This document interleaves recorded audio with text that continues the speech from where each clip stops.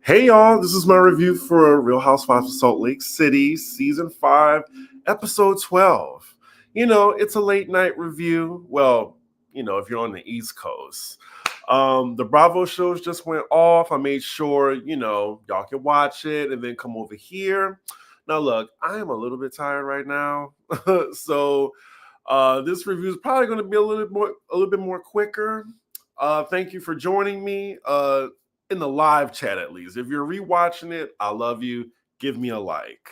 Now, before we get into the review, as a person, who commentates on pop culture, I know what's going on right now. And yeah, maybe we'll talk about that tomorrow.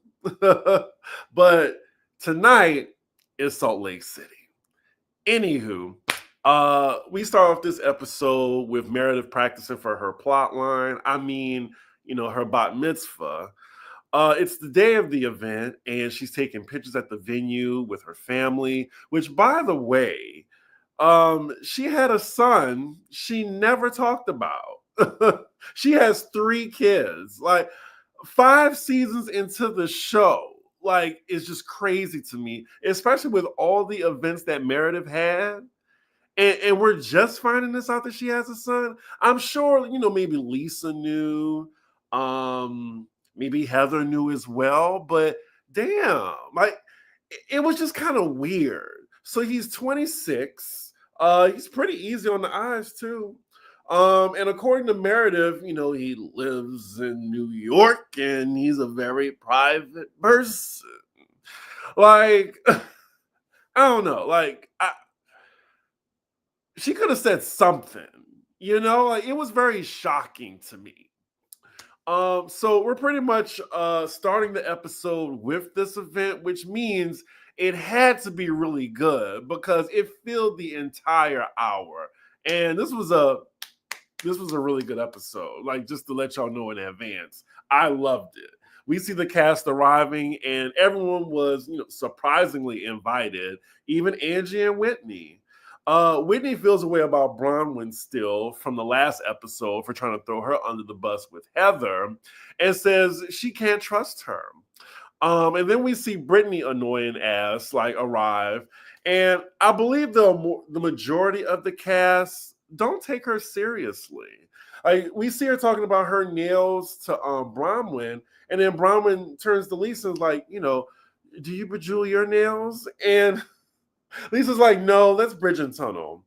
And I guess they had to explain to the audience what bridge and tunnel mean, but I live in New York. I know what that means. I'll use it in a sentence right now for you. Like, SantaCon is next week, and it's going to be majority bridge and tunnel. Look it up. And if you live in New York, you know my pain when it comes to that. Oh, look, Melly is invited as well. Good for her. Good for her. She just, get that friend of check, girl. Like a nice little 5K for the season, I'm thinking. We see Angie and Bronwyn are icy with each other, and Bronwyn has no intent to talk to her until she apologizes for, being told to shut the fuck up. Angie overhears the ladies wondering if Mary is coming to the bat mitzvah, and we get a little flashback of Angie at Mary's house. She asks her in the flashback, and Mary isn't sure that she's coming because, not only is she, not in a good place with Meredith, she's dealing with a lot of things personal with Robert Jr., like we saw in the last episode. So she's telling Angie, as she gets emotional, that, she doesn't know. And Angie's asking, well, is everything okay? And we see the pain on Mary's face as well as Angie. And Angie's like, what? I don't want to cry, but I'm here when you're ready. And I thought that was so nice. Like, that almost kind of got me a little bit. It was a sweet scene because I thought that was really genuine, and it was just really nice of Angie. Did y'all like that? So then we come back to the event. We see Bronwyn cozying up with the friends of.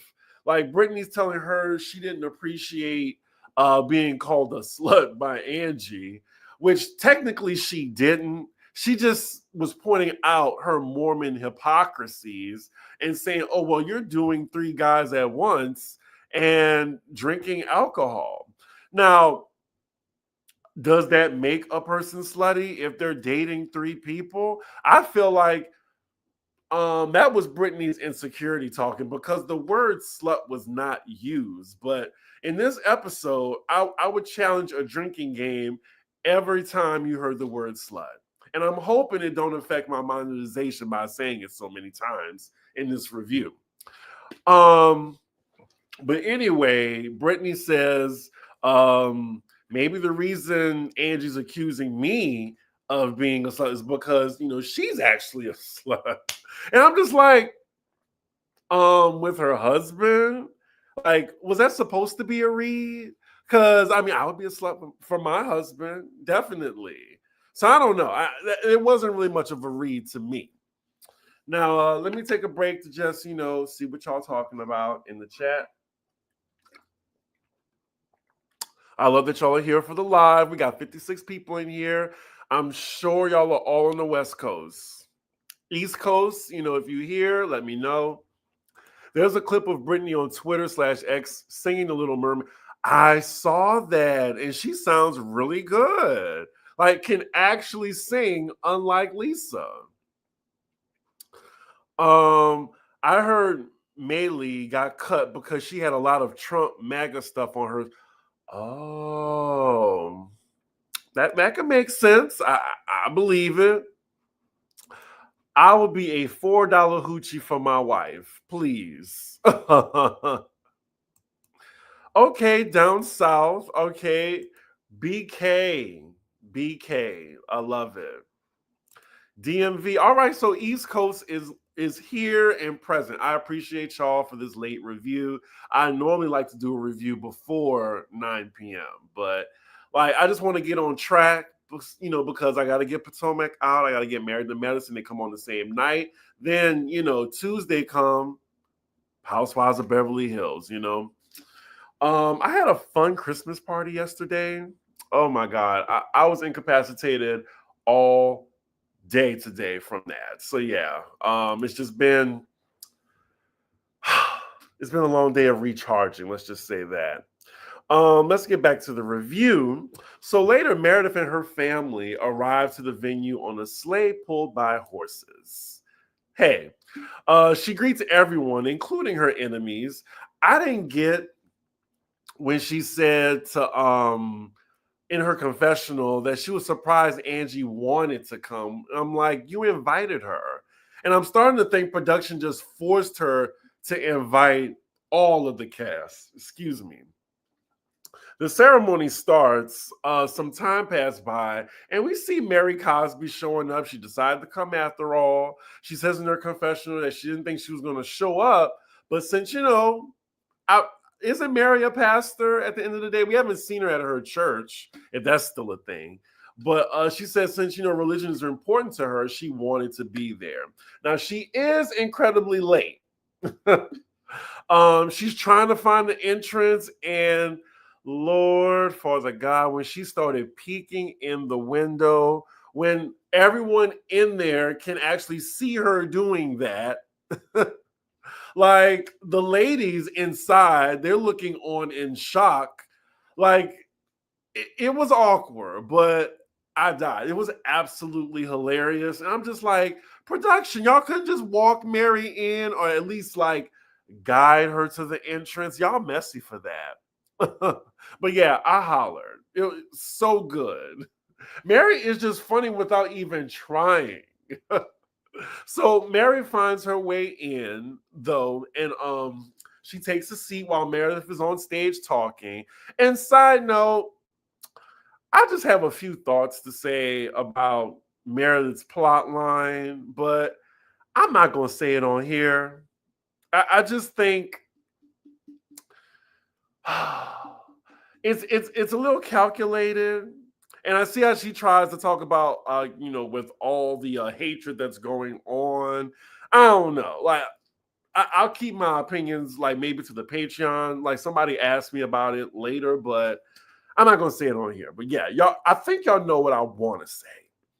So once the ceremony ends, the reception starts. We see Mary again commenting on how thin Heather is, which, by the way, present day, like I saw Heather in a TikTok, and she's about almost Angie's size now. Like she's really getting tiny. Um, she has a big head though. Like I really hope like she evens it out. Like she's good how she is now. I'm glad that she feels better about herself, but I don't think she should get any more thin than what she is because her head's too big for that. I would also like to see a season 1 and season 5 side by side for Heather. And hello everyone if you're just getting into the room. We're in the middle of the episode. Across the room, we see Angie talking to Lisa about Bronwyn because, she wants to clear the air with her. Meanwhile, Mary approaches Meredith and they apologize to each other. They hash out their differences, which was great to see. I'm glad this feud ended, before the reunion. Or did it? I don't know yet. I thought they'd get into it a little bit later about something, but we'll see. They hug it out. They also toast each other. And once again, Mary's being like unconsciously funny when she sips her drink, I don't think I like this. And then they just cut the camera to something else. We then see Angie now. She's asking Bronwyn to talk. Angie starts out complimenting her, and Bronwyn responds, well, I hope it comes with an apology. And that is my Bronwyn impression. Angie says like, she was hoping for one too, and Bronwyn is very surprised by this. Now, I like Bronwyn. Y'all know I do. I see it for her. She's still the rookie of the year, but I thought she was pretty mean this episode. She tells her like, until I get an apology, we ain't got nothing further to discuss. Do what the fuck you want, but don't do it with me. I was like, damn, like Angie was really coming in friendly. So I don't really understand what the smoke was for. Like I thought Lisa deserved that smoke, but I don't think Angie did. I mean, especially Heather. Heather, I don't know, like I feel like Bronwyn didn't really give that intense energy with Heather. So I was really taken aback that Angie got it of all people. I think personally they could have both apologized to each other. Bronwyn didn't have to throw Whitney and Angie under the bus for no reason. It was just really messy putting them out there like that. And Angie could have apologized to her for saying shut the fuck up. That's what I think. It's already going left now. Angie accuses Bronwyn of hurting people in social settings intentionally. Bronwyn says Angie's language was out of control, and Angie's saying your language is crass and nasty, and you want to pretend to be offended. I mean, she kind of have a point, just a little bit. They're getting louder and people are starting to stare. So here comes Todd coming in, bad Santa, about to scold Bronwyn again. He tries to break it up in a nice way. He's being nice to Angie too, and Bronwyn is not having that at all. So then, I don't know, like I think I think Bronwyn didn't honestly give Angie a chance to make amends. So that's why it went left. I was kind of on Angie's side for this one. Y'all let me know what y'all thought. But Todd escorts Bronwyn to the bar. Now, the two of them are having a little back and forth very subtly, so it don't look like they're like really getting into it. Now, I wasn't mad at Todd. He just seemed real frustrated by it all. I don't think he was trying to berate her like some people think. I would also like to know, did y'all think Todd was wrong in this situation? Bronwyn then goes over to vent to Brittany and Maylee of all people, which I think is just pretty phony of Bronwyn to do. So then later, Whitney approaches Heather to try to, damage control with her about what Bronwyn said. And Heather tells her they're good. Like, it was nothing shocking or, something she never heard Whitney say to her face.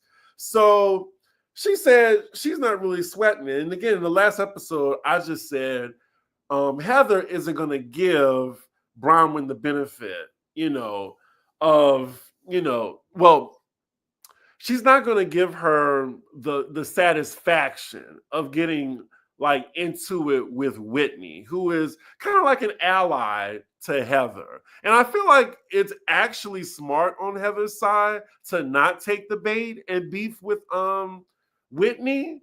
Like I really think Heather learned that, from dealing with Monica. So let's see. Okay, we got some West Coast. We got Central time zone. I don't know why Brittany was mad when she's the one that kept talking about how many dudes she's been messing with when nobody asked. Exactly. Meredith's whole family are like Tim Burton characters in the best way. I don't really see that correlation, but the vocal fry, like with her, at least the two youngest kids, like it really like is annoying. I see y'all laughing at Mary. Let's see. Oh Lord, we're gonna talk about that tomorrow, maybe.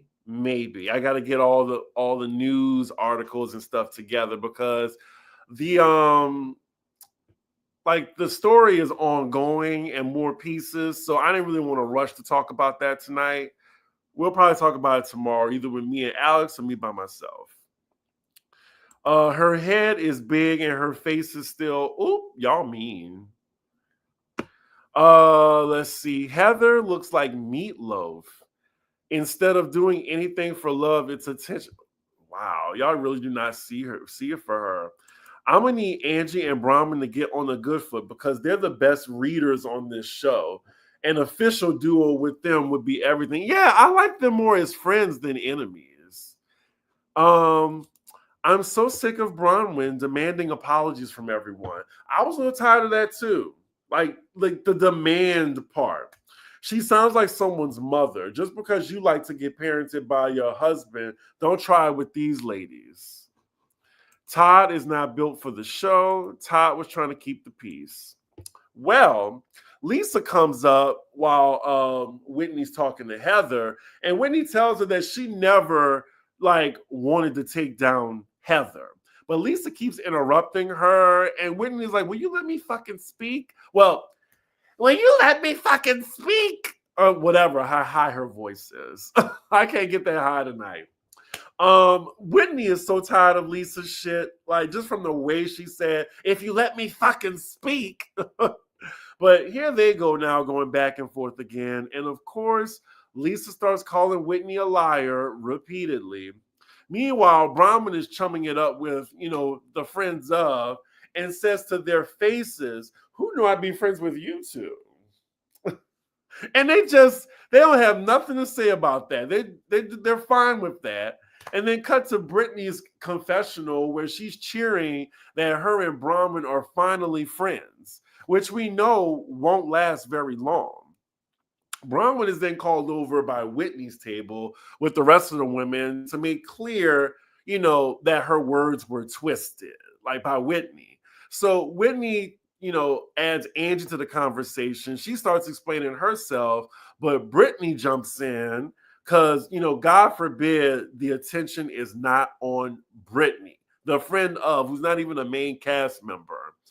But she points out how Angie basically called her a slut. And now they're going back and forth on whether Angie said 10 guys or 3. She definitely said 3, y'all. And she never said the word slut. Brahman out of nowhere tells Angie, who she's beefing with, by the way. Oh, well, I'm just going to let you know that, Brittany said the reason why you called her a slut is because you're a slut. And I'm just like, wow. Brittany is like, has the same reaction. She's shocked that her friend of 5 minutes just threw her under the bus like she did with Angie and Whitney. And I'm just like, I'm not surprised. And Brittany's a dumb. So of course she's gonna fall for the okie doke. I don't like this from Bronwyn because you're doing all this is basically proving Heather right. You know what Heather was saying in earlier episodes, but her reason is she was tired of Brittany playing the victim when she's like on the offense as well, using the S word too. She also, admits that she doesn't really care about her 5-minute friendship with Brittany. What did y'all think of that? Like, I don't know. I mean, as a housewife and as a person that loves mess, I'm here for it. But just as a person, I don't think that was, really kind. I thought that was really shitty of her to do. But Angie now is activated when she learns this information and tells her, I don't look like I have a high body count. I don't dress like it either. And then she says, high body count hair. I don't have high body count hair. What is high body count hair, y'all? I want to see pictures of what is hair that has a high body count. Most of the ladies are laughing, especially Lisa. Like her head is tilted back laughing. And then we see Bronwyn snickering too. So I'm just thinking, they just, going at it with each other. They playing. Kind of like how remember that season where Giselle and Karen were going at it, and then Karen was like the hot box, like something like that, where it's so ridiculous you can't take it seriously. But Angie keeps going with the high body count hair, high body count dress. You got high body count heels on. Bronwyn points out that Angie, to Lisa, is saying this while she has a high body count dress on herself, with her nipple hanging out. Oh man, I waste my water. Shit. 1 second. God damn it. I have big feet. This is a live show. Damn it. Ooh. Sorry. Just drying this up right quick. I didn't want to wait till the episode's over. Anyway, sorry about that. Brittany is now in full victim mode with white woman tears, like just literally going around the party, letting people know that she's upset and that she's leaving. Like, what? I just thought that was hilarious. And then she goes up to Meredith's robotic children complaining that she was called the slut too. So then I'm guessing her children go over to Meredith and tell her what's going on.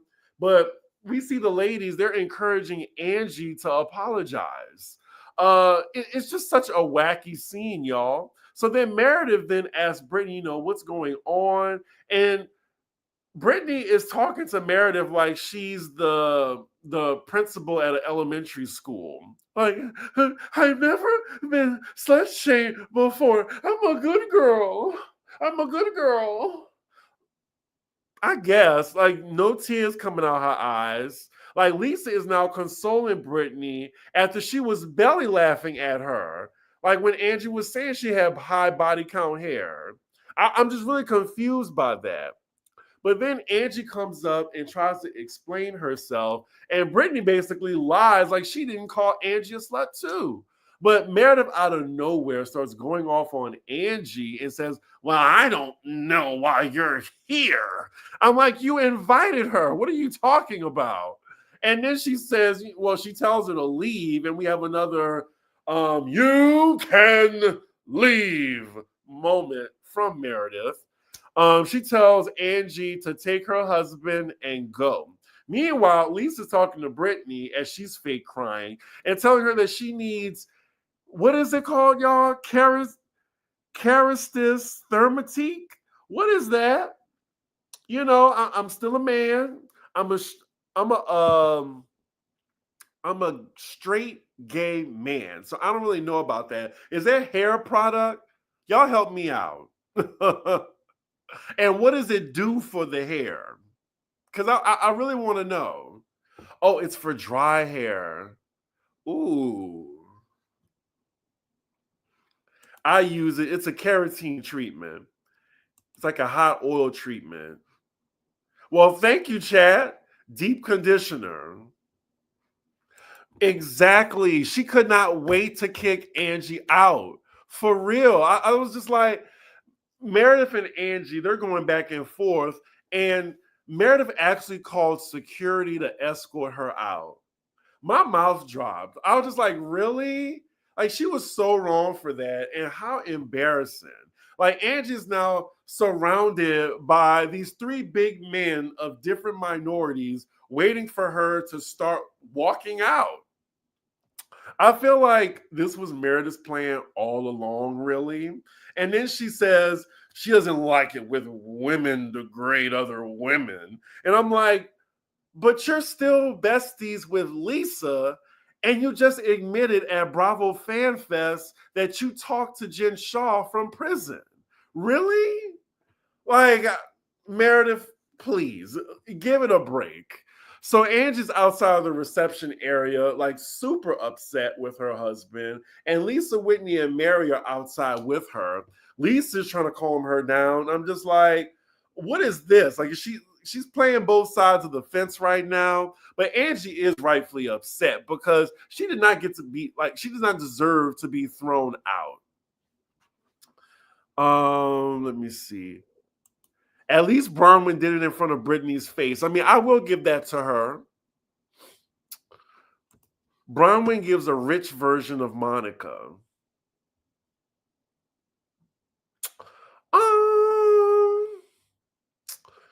I don't know. There's some similarities because I remember last season Monica was kind of puppet mastering some of the ladies.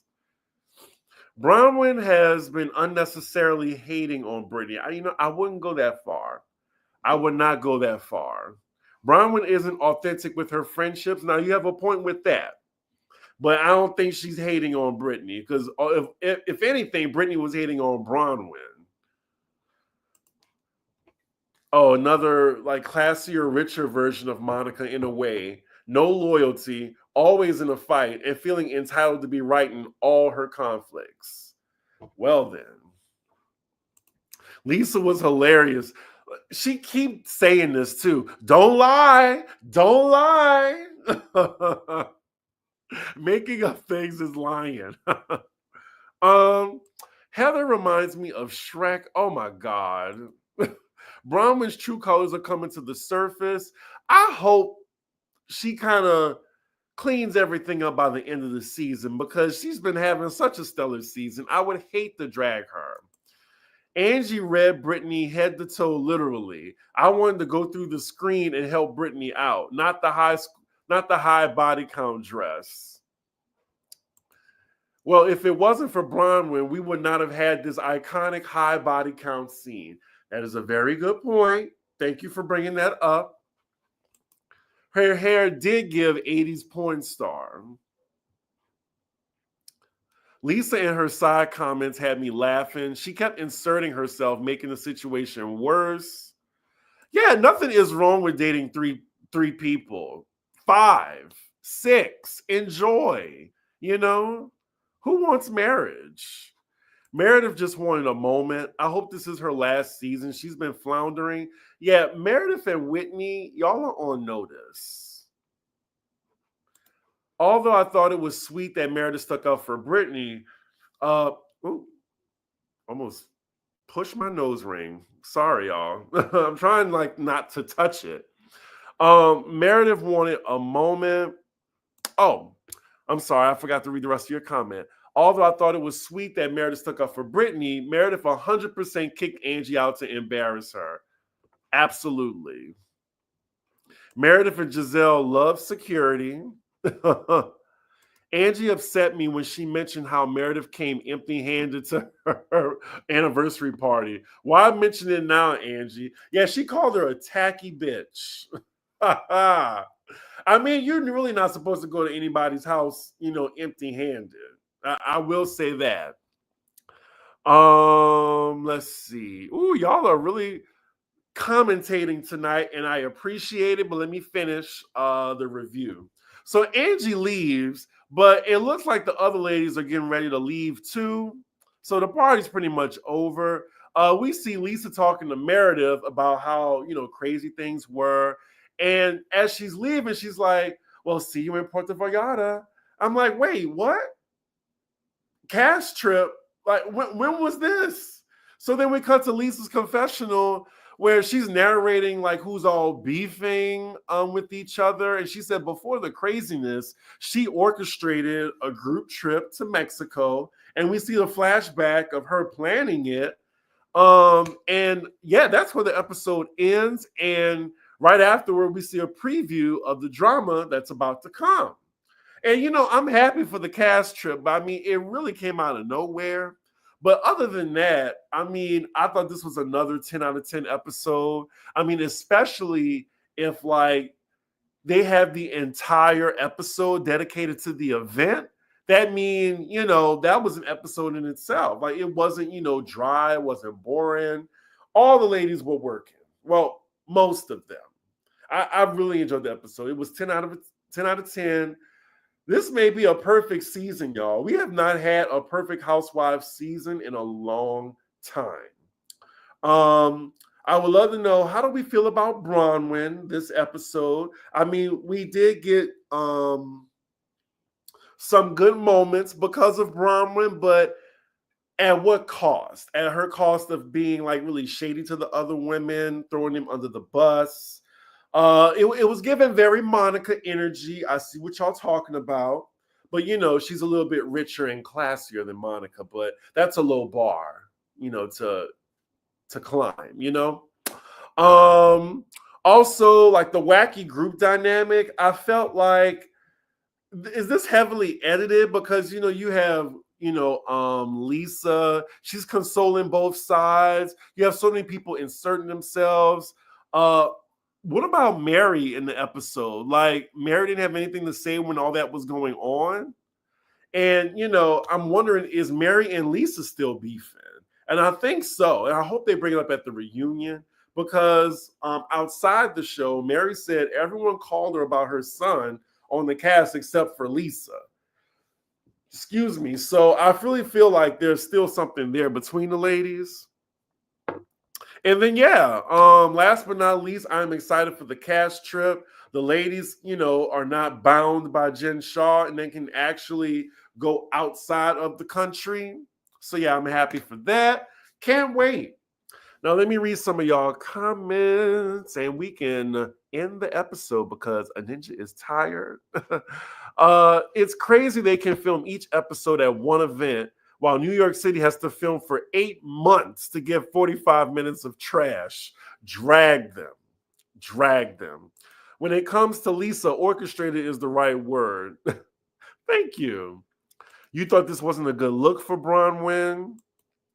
I do think Bronwyn owns her mess, though. But I hope she's called out for it at the reunion, too.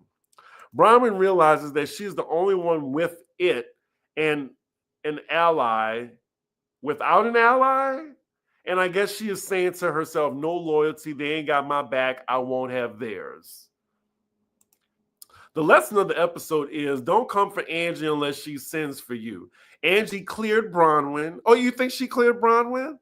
Brittany, Maley, the security guards, and Meredith in one fell swoop. Now, I was wondering, like, was she telling Maley about her hair too? Because I was just like, damn, how she got astray? I think Bronwyn is necessarily messy. Is that what you mean? She's very Monica and Jen. And unlike Jen, she doesn't have the girls scared to come at her. Without her, this season would have been boring as hell. I totally agree.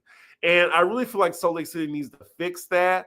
Like, they always have this one it factor that comes on the show when it needs to be multiple women. Now, they're still having the perfect season, but I'm just saying, like, they need to cut some of the original cast and get some new women on there. Like, that can really push the conversation just as much as Bronwyn is doing. Like, she shouldn't be the only one. I'm also happy Mary and Meredith made up for now. I like the whole cast. I think they're all needed. Wow. Even Whitney and Meredith. Whitney usually kicks the season off with mess, and Meredith's reactions are top tier. They are top tier. Like, that's the only reason I feel like they're kept on the show. Because of Meredith's reactions. Brahman was being messy, but I still like her. I think someone else said it, but I hope Brahman and Angie make up so Brahman, Angie, and Mary can be a trio. I would like that. Angie acted a plumb fool, showed her behind. Oh, she told Melly she has a bump it. Oh, I know what a bump it is. It's very Jersey. Bronwyn, Mary, and Angie are making the season. Absolutely. Like, it's none of the OGs. None of the OGs. But okay. Thank y'all so much for joining the conversation. You know, I always love to hear y'all's opinions while I'm reviewing. I'm gonna try to get Potomac out tomorrow. If not, then you know, I had to work. I'm trying. But yeah, what's coming up? Potomac, Married to Medicine. I may talk about the Jay-Z mess, may not. I'll think about it in the morning. I'll get back to y'all. But yeah, with that, make sure you like, comment, and subscribe, and I will see you for the next episode.